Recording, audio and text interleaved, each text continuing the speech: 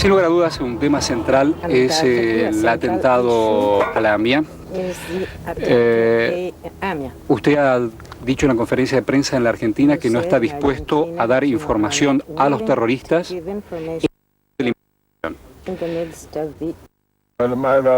Mi versión es que los argentinos, nosotros mismos, estamos tomando este asunto con toda seriedad.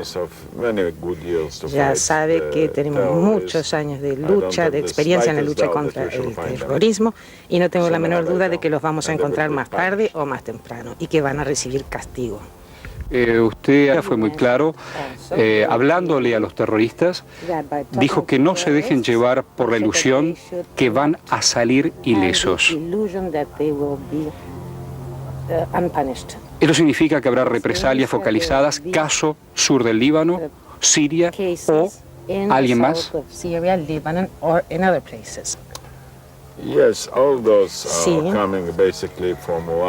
todo esto procede básicamente de un centro que es el iraní. Es muy difícil puesto que la mayor parte de las acciones son individuales y la mayor parte de las víctimas son personas inocentes. No es un ejército contra un ejército, no es un frente contra otro. Es alguien matando hombres, mujeres, niños, pero los vamos a encontrar. No tengo la menor duda al respecto. Un diario israelí vuelve a citar declaraciones de un señor de apellido Muatamer, un arrepentido, que huyó de Irán en marzo del 94. Dice que posee microfilm sobre los preparativos de los atentados en Buenos Aires. Además, involucra a funcionarios de la Embajada de Irán en la Argentina y a funcionarios del Consejo Supremo de Defensa de Irán. ¿Qué verdad tiene estas declaraciones y qué verdad tiene este personaje? Yo no creo que vayamos a publicar detalle alguno antes de que la investigación se concluya. Irán considera, usted dijo, a Israel un Salman Rushdie colectivo. Sin lugar a dudas, el enemigo número uno en estos momentos de Israel es Irán. No, pienso que no es Irán, ni el pueblo iraní, ni el Islam y la totalidad de los musulmanes. Es una política loca. Nuestro problema es la política de Irán y no el Irán.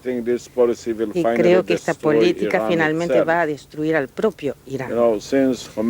Desde que Khomeini ascendió al poder y dijo que la tasa de nacimiento sería aumentada, han incrementado 22 millones de iraníes. Cuando Khomeini vino, Irán era un país de 40 millones de personas. Hoy es un país de más de 60 millones de personas. Y no tienen los recursos como para brindar alimentación a los niños. El nivel de vida se redujo, el desempleo creció, la inflación también. Hay un elemento de autodestrucción, inclusive en un sistema alocado como este. Y creo que no van a poder mantenerse para siempre. El problema real que nosotros tenemos es qué va a suceder primero. Irán va a tener en primer lugar una bomba nuclear o va a ser destruido por su propia locura política. De todos modos, tenemos que impedir que Irán sea una amenaza mayor de lo que ya lo es hoy día. Y creo que esto puede ser hecho mediante la organización de una comunidad internacional responsable que no permita que los iraníes tengan armas nucleares y que presione ante Irán para detener la exportación de violencia, de terror y de las ideologías del medioevo. ¿Israel va a introducir su arsenal nuclear en Oriente Medio a partir de estas amenazas? introduce its nuclear weapons as from the threats? No. No. Israel ha declarado que no vamos a ser los primeros en introducir armas nucleares en el Medio Oriente. Pero por otra parte, dado que los iraníes y otros países son sospechosos, tienen sospecha de que nosotros tengamos armas nucleares, entonces no vemos razón alguna de por qué acallarlos. Vamos a dejar que estén preocupados. Sus sospechas están allí. Y hemos dicho que una vez que tengamos la paz en el Medio Oriente, Israel va a ser el primero en brindar apoyo a una zona libre de armas nucleares en el Medio Oriente y un Medio Oriente libre de guerras, de amenazas y de peligros. La intención del presidente Menem de negociar la paz en el conflicto de Oriente, su visita a Siria, ¿sirvió para algo? Was it useless or not? No. Yo pienso que tenemos que tratar nuevamente hasta que logremos tener éxito. Yo tengo mucho respeto por el presidente Menem. Mucha gente lo criticó cuando él asumió la presidencia, pero cuando se miran las cosas en profundidad, él es considerado un líder muy serio. Económicamente, él hizo muchas cosas que cambiaron la situación económica de Argentina. En el mundo, él ha mostrado una responsabilidad y una vocación de paz. Y para mí el presidente Menem tiene un significado especial, puesto que él viene de origen sirio, así como yo vengo de origen judío. Y el hecho de que él y yo podamos ser amigos significa más que solo una amistad personal. Significa que la gente, independientemente de sus orígenes, de quiénes fueron sus madres, sus padres, pueden realmente ser amigos. La democracia se basa en dos principios. Uno, que toda persona tiene el derecho de ser igual. Y el otro es que toda comunidad tiene el derecho de ser diferente. Tenemos que ser iguales, aún siendo diferentes. Y yo creo en la sinceridad del presidente Menem, y esa es la razón por la cual, cuando yo vengo a América del Sur, yo me detengo en Buenos Aires, aunque sea por unas breves horas, simplemente para intercambiar puntos de vista con él. Ya que hablamos de Siria, ¿Siria es la clave de la paz en Medio Oriente? ¿Es Siria the key of peace in the Middle East? No, the peace has many goals. La paz tiene muchos dueños, también hay muchas claves para la paz. Así que hay muchos países claves, esta no es la única. Pero quisiéramos tener paz con Siria, puesto que si tenemos una herida en nuestro cuerpo, esto puede tornarse muy peligroso. Queremos curar todas las heridas. Queremos ver que toda la región goce de salud. Y queremos construir la región en términos modernos y no en los términos de los viejos conflictos. ¿Por qué la paz no llega a los territorios, más allá de que se ha llegado a una paz o un mutuo acuerdo? Vimos o hemos sido testigos de atentados tanto en Gaza, en Cisjordania, incluso donde han sido víctimas los propios policías palestinos.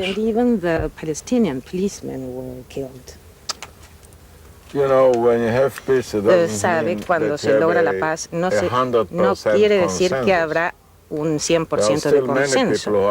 Habrá mucha gente todavía que va a seguir estando contra la paz. Estamos trabajando con base en su odio. Hay organizaciones allí de vieja data centradas en la confrontación, como la Liga Árabe. Es muy difícil dejar de lado el pasado, mucho más de lo que pensamos. El pasado está representado en nuestras vidas mucho más que el futuro. El futuro, cuando nosotros tenemos que destacar que preferimos recordar más que pensar hacia adelante. Porque ustedes se recuerdan las cosas que se conocen, los lugares que son útiles, agradables. Y si en la memoria no les gusta algo, lo olvidan.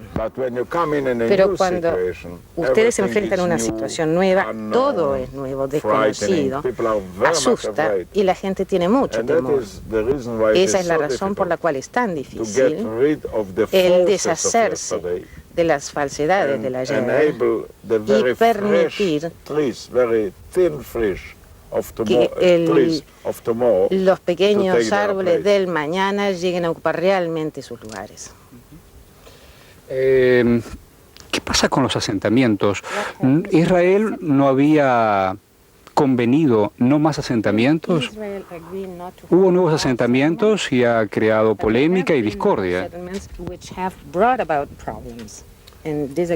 No, nuestro gobierno decidió una política integrada de 3 puntos. Primero, no agregar más asentamientos, no confiscar la tierra, no invertir dinero en nuevos asentamientos. Porque nuestra elección, our choice es una elección única. Si yo puedo citar a Simón Bolívar,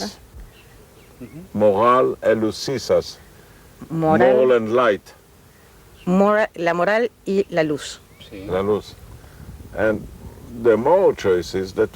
La elección nuestra es que no queremos regir o gobernar a los pueblos árabes, a la gente árabe. Es muy difícil ya gobernar al pueblo judío como para que querramos gobernar a otro pueblo. ¿Y cómo se resuelve las inversiones? ¿Un país crece o nuevos territorios crecen a partir de la inversión económica? ¿Quién quiere invertir hoy en Gaza y Cisjordania? Well, it is not that the No se investment trata de que las inversiones creates peace, creen la paz, but peace creates pero la investment. paz sí crea inversiones. When you have a different climate, Cuando se tiene un clima diferente, una confianza money begins diferente, to come in. el dinero comienza a fluir. You know, Arafat told me Arafat me dijo, there are hundreds hay of Palestinian cientos billionaires de billonarios who palestinos don't invest que no in invierten en Gaza. Maybe they don't invest Tal because vez they no were lo not hacen sure. But porque now no once they tienen feel that this is a good confianza. investment, Pero ahora, cuando piensen que esta es una buena They may inversión, come. podrán and, you know, we too, invertir. Israel too is helping Y very nosotros much también. to invest Israel in Gaza. ayuda mucho para que se logre invertir en Gaza. In my life, I never En mi vida thought jamás that the pensé day will come que that I llegaría can el try día to get money for en que the PLO. trataría de obtener dinero de la OLP. But it means Pero not money, it esto no means significa peace. dinero, sino paz. You know, to make wars, El hacer la you need guerra arms. requiere To armas. make peace, you need investment. Para lograr la paz se requieren And the same inversiones. efforts that Y los you mismos in the esfuerzos past que invested se dedicaron, se invirtieron en el arms, pasado para obtener armas, you have today ahora invest hay que to hay que help the invertirlos para ayudar a la gente, to promote their standard para of living. promover su nivel de vida. Es otra batalla, es una batalla sobre la economía, en la economía. It's a battle concerning economy. Yes, I Sí. mean, all over the world we have to En todo el economize mundo the debemos policies economizar instead las of políticas politicizing the economy. en lugar de politizar la economía. ¿Qué está negociando Israel? ¿Las alturas del Golán? ¿Jerusalén? ¿Qué está negociando Israel? No, Jerusalem is out of negotiation. Jerusalén está fuera de las negociaciones. Jerusalem will celebrate Jerusalén in habrá de 1996 celebrar en el 96 her 3,000 years of sus anniversary. 3000 años. Jerusalem was Jerusalén never an nunca Arab capital, fue una capital árabe and the Jewish people have never y el pueblo had judío a jamás capital. tuvo una but capital Jerusalem. salvo Jerusalén. Jerusalem is the center Jerusalén of es three el religions. centro de 3 religiones. ¿Qué van a pasar precisamente con los lugares sagrados? What's going to happen with the sacred places? With the What's going to happen? open. abiertos. Jerusalén está cerrada políticamente, pero abierta en términos religiosos. Acabamos de lograr un acuerdo con el Vaticano acerca de nuestras relaciones y ese acuerdo fue logrado en Jerusalén, en el Jerusalén actual. Este no se trata de un acuerdo banal, puesto que es algo que sucedió una vez en 1994 y sucedió este último año. Esperamos hacer lo mismo con los musulmanes, puesto que, repito, nuestro enemigo no es una religión, no es un pueblo. Nuestro enemigo es la política del odio, de la beligerancia. Y nosotros queremos que toda persona pueda realmente orar a Dios en el cielo sin censura, sin temor, sin intervención. ¿Las alturas del Golán se van a ceder? ¿Se van a? ¿Ceder? ¿Se van a reintegrar? La razón básica por la cual estamos en el Golán es que fuimos atacados por los sirios. Esta montaña es estratégica, es la montaña de la defensa. Y si se negociara una paz adecuada, acuerdos de seguridad adecuados, y lo haríamos de forma gradual, podríamos llegar a una solución también con los sirios. Señor ministro, en el momento en que se produjo el atentado a la AMIA en Buenos Aires, una semana después se produce un atentado similar en Londres, y un año antes un atentado en Nueva York, en el Twin Centers, en New York. Ahí el objetivo no fue ni el Estado de Israel, ni la comunidad judía, sino directamente el centro económico de Nueva York, el corazón de Manhattan. Este nuevo tipo de terrorismo fundamentalista, ¿el verdadero objetivo cuál es? ¿Israel, la comunidad judía u Occidente en sí mismo? Israel, the Jewish community or the West. Yo no buscaría una lógica detrás de organizaciones que no utilizan la lógica. Ellos también matan árabes. Han matado líderes árabes. Esto no es sensacional que un árabe mate a otro árabe. Eso no crea noticias. Lo que muestra que son internacionales, que tienen fuerza, y esto exige de un esfuerzo internacional para detenerlos, y la mejor forma de detenerlos no es mediante ejércitos ni mediante la policía, sino por la inteligencia adecuada. Hay que tener la información real antes de tiempo, y entonces es posible impedir que sucedan las catástrofes. Señor ministro, ¿hay versiones, informaciones de un tercer atentado en la Argentina?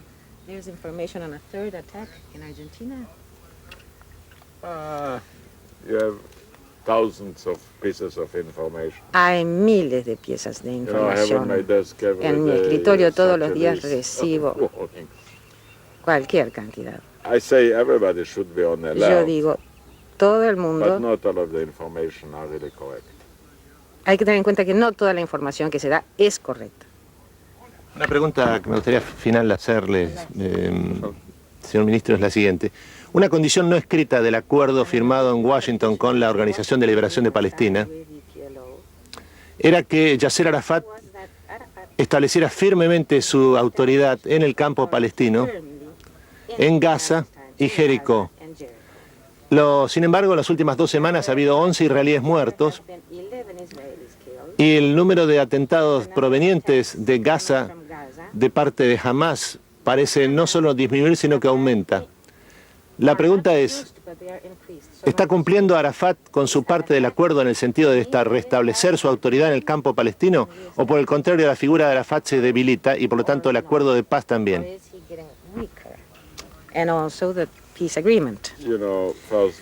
En primer lugar, hubo gente muerta cuando no teníamos ese acuerdo. El cambio no se refiere al terror. El cambio ahora es que nosotros tenemos una probabilidad de superar el terror. Ahora yo pienso que Arafat tomó una decisión muy importante. Él es el primero y tal vez el único palestino en este siglo que decidió dirigirse hacia la paz. Hace 4 días atrás yo estuve con Mitterrand y él me dijo que piensa que el conflicto palestino-israelí era uno de los 2 temas más complicados. Y el hecho de que estemos tratando de resolverlo es realmente un cambio. Ahora quiero decir algo que tal vez es más bien filosófico. La perfección existe solo cuando uno dice no. Cuando dice sí, siempre es controvertido. Porque cuando se dice no, que no da lugar a nada. En cambio, cuando se dice sí, bueno, las personas dicen bien, usted tiene razón o usted no tiene razón. Pero nuestras vidas finalmente se construyen con base en sí y no en no es. En este caso hay que estar preparado para decir que sí si se quiere resolver las cosas. Cuando nosotros comenzamos estas negociaciones, yo sonreía para mí y yo pensaba, Dios mío, cuán fácil que es negociar con uno mismo. Ustedes, uno mismo, están brillando. Pero luego se descubre que la otra parte también. Entonces, ¿qué problema? Hay que conceder. Hay que llegar a compromisos. Y luego la segunda sensación es que la gente de ustedes, la gente propia, dice, bueno, ¿qué está haciendo este hombre? ¿Qué está concediendo? Está llegando a asumir compromisos. Por lo tanto, decir sí es entrar en controversia. Pero las grandes cosas de la historia se hicieron todas mediante controversias. Y siempre van a ser considerados por lo que logren, aunque sea pequeños pasos de adelanto en un acuerdo.